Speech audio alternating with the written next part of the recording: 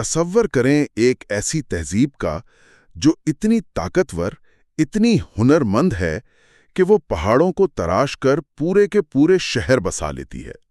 اور جب ہم کہتے ہیں پہاڑوں کو تراشنا، تو یہ کوئی چھوٹی موٹی غاریں نہیں تھیں، نہیں، ہم بات کر رہے ہیں پورے شہروں کی، جن میں کئی منزلہ عمارتوں کے چہرے، ستون، دروازے سب ایک ہی چٹان سے بنے تھے۔ یہ ایسا ہے جیسے آج کوئی ایک ہی ماربل کے بلاک سے پورا اسکائی اسکریپر تراش لے۔ اس لیول کی انجینئرنگ تھی۔ یہ کہانی ہے ان عظیم کاریگروں کی، قوم سمود کی، ان کے عروج، ان کے غرور اور پھر ان کے انجام کی ایک بہت گہری داستان۔ اور یہیں سے نا ایک بہت گہرا سوال جنم لیتا ہے۔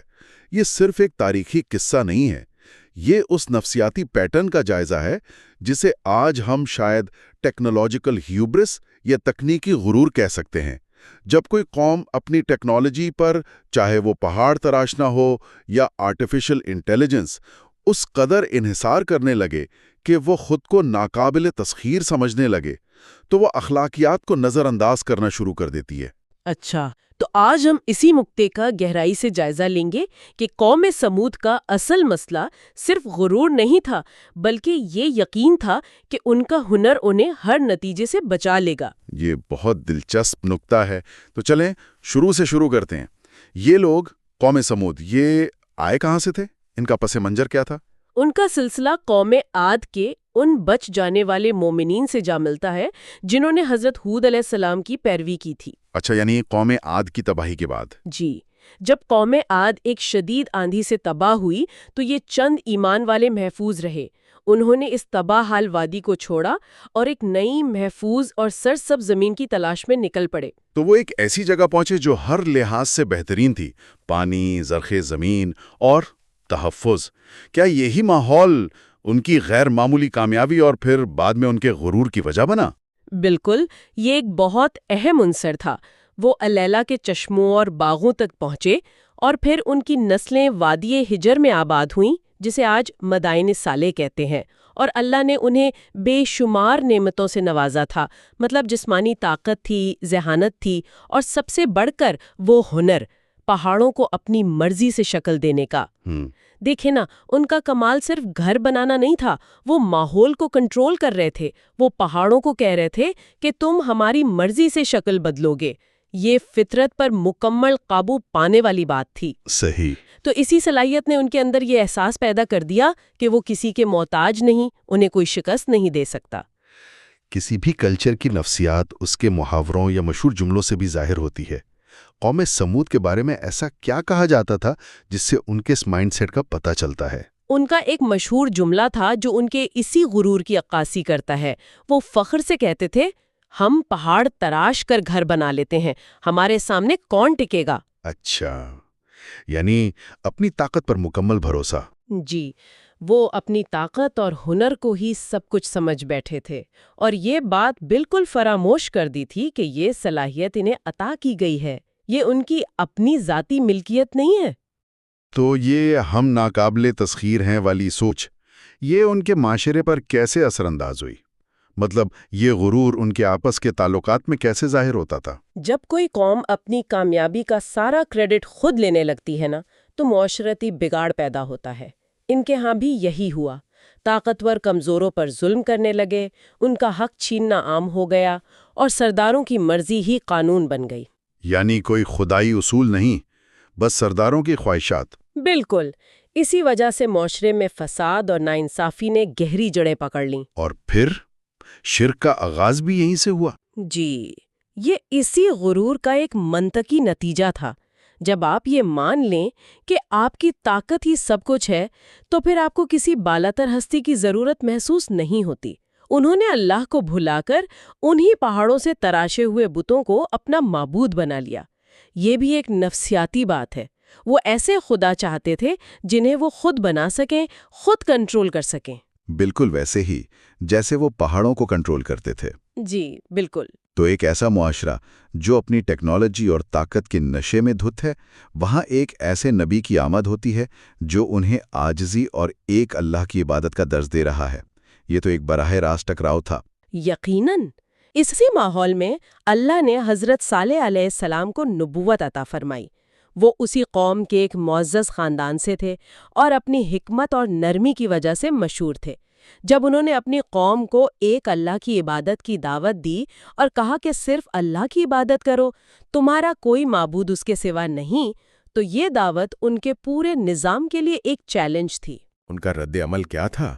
کیا انہوں نے سیدھا انکار کر دیا؟ ان کا رد عمل بڑا دلچسپ اور نفسیاتی گہرائی لیے ہوئے تھا۔ سرداروں نے کہا، اے صالح، کل تک تو تم ہمارے سب سے عقل مند اور پسندیدہ دوست تھے، ہم تم سے بڑی امیدیں لگائے بیٹھے تھے۔ آج تم ہمیں ہمارے باپ دادا کے معبودوں سے روک رہے ہو؟ یہ غصے سے زیادہ مایوسی کا اظہار تھا۔ وہ کہہ رہے تھے کہ تم نے ہماری امیدوں پر پانی پھیر دیا، تم ہمارے سسٹم کا حصہ تھے، اب تم اسے ہی چیلنج کر رہے ہو۔ تو وہ سچائی کی تلاش میں نہیں تھے، بلکہ وہ اپنے سٹیٹس کو، اپنے نظام کو بچانا چاہتے تھے۔ یقیناً، اسی لیے جب حضرت صالح نے انہیں اللہ کی نعمتیں یاد دلائیں، یہ وادی، یہ باغات، یہ ہنر، تو انہوں نے کہا کہ یہ سب باتیں چھوڑو، اگر تم سچے نبی ہو تو کوئی نشانی، کوئی معجزہ دکھاؤ۔ اچھا۔ اور پھر انہوں نے ایک ایسا مطالبہ کیا جو ان کے خیال میں ناممکن تھا۔ سرداروں نے کہا، اس پہاڑی چٹان کے اندر سے ایک زندہ حاملہ اونٹنی نکال کر دکھاؤ، تب ہم مانیں گے۔ یہ تو واضح طور پر ایک جال تھا۔ وہ حضرت صالح کو عوام کے سامنے بے بس اور ناکام ثابت کرنا چاہتے تھے۔ جی ہاں، حضرت صالح ان لوگوں کے ساتھ اس پہاڑی کے پاس گئے اور اللہ سے دعا کی، اور پھر وہ ہوا جس کی کسی کو توقع نہیں تھی۔ وادی کا منظر بدلا، پہاڑ لرزا اور بیچ سے پھٹ گیا، ایک روشنی نکلی اور اس کے اندر سے ایک عظیم و شان اونٹنی نمودار ہوئی۔ سبحان اللہ۔ قرآن نے اسے ناقۃ اللہ یعنی اللہ کی اونٹنی اور ایک آیت یعنی ایک کھلی نشانی کہا ہے۔ اس کی ہیبت ایسی تھی کہ قوم کی آنکھوں نے پہلی بار اپنی طاقت کی بے بسی دیکھی تھی۔ یہ تو ناقابل یقین ہے۔ یعنی معجزہ صرف اونٹنی کا چٹان سے نکلنا نہیں تھا، بلکہ اس کا وجود روزانہ کی بنیاد پر ان کی زندگیوں میں شامل ہو گیا تھا۔ اسے نظر انداز کرنا ناممکن تھا۔ بالکل، اور معجزہ یہی نہیں رکا، اس اونٹنی کے ساتھ ایک امتحان بھی جڑا ہوا تھا۔ امتحان؟ جی، اللہ کی طرف سے ایک اصول مقرر ہوا۔ ایک دن اونٹنی وادی کے کنویں کا سارا پانی پیے گی اور اگلے دن تمام لوگ اور ان کے جانور پانی استعمال کریں گے۔ ایک منٹ، اگر ہم خود کو ان کی جگہ رکھ کر سوچیں، کیا یہ مطالبہ غیر مناسب نہیں تھا؟ ایک پورا شہر ایک جانور کے شیڈیول پر چلے؟ آج کے دور میں اگر ایسا ہو تو لوگ اسے اقتصادی خودکشی کہیں گے۔ کیا ان کا غصہ کسی حد تک قابل فہم نہیں تھا؟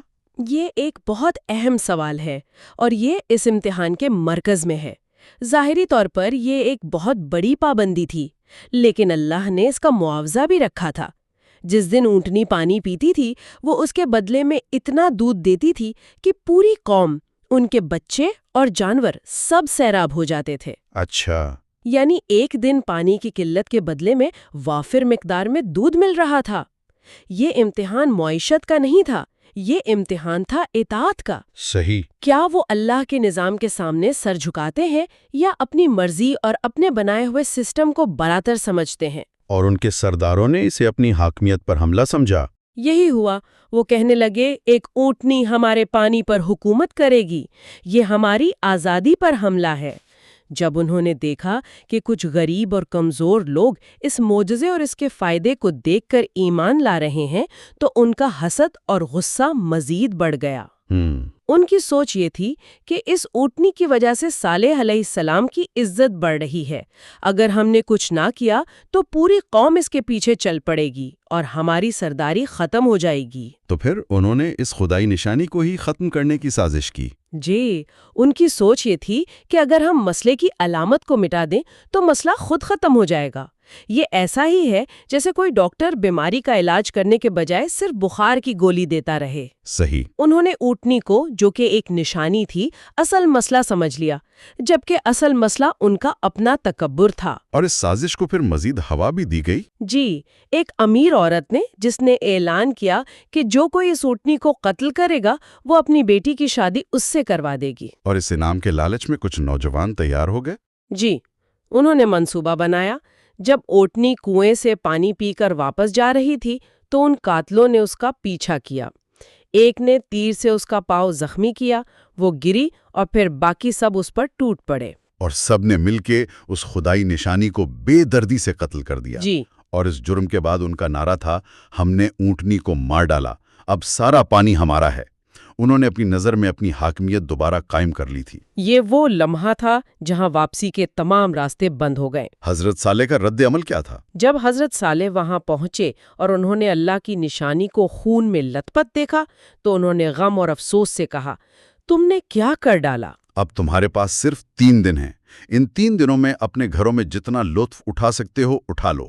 یہ وعدہ جھوٹا نہیں ہے۔ قوم نے اس پر بھی مذاق اڑایا ہوگا۔ پہلے تو انہوں نے مذاق اڑایا، کہنے لگے کون سا عذاب، صالح میں ڈرا رہا ہے۔ مگر پھر عذاب کا کاؤنٹ ڈاؤن شروع ہو گیا، اور یہ ان کی زندگی کا سب سے خوفناک تجربہ تھا۔ وہ 3 دن وہ کیسے گزرے، یہ تو سوچ کر ہی خوف آتا ہے۔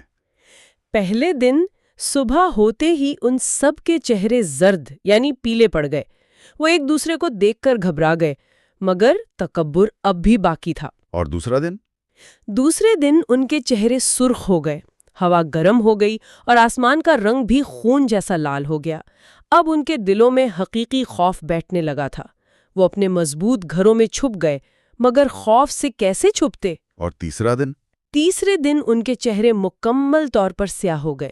پوری وادی میں موت کی ایک عجیب بو پھیل گئی۔ اب انہیں یقین ہو گیا کہ ان سے بہت بڑی غلطی ہو گئی ہے اور عذاب آ کر رہے گا، مگر اب توبہ کا وقت گزر چکا تھا۔ یہ تو ایک نفسیاتی اذیت تھی۔ جی، انہیں اپنی آنکھوں سے اپنی تباہی قریب آتے ہوئے دیکھنے کا موقع دیا گیا، لیکن وہ مکمل طور پر بے بس تھے۔ اور پھر خاتمہ کیسے ہوا؟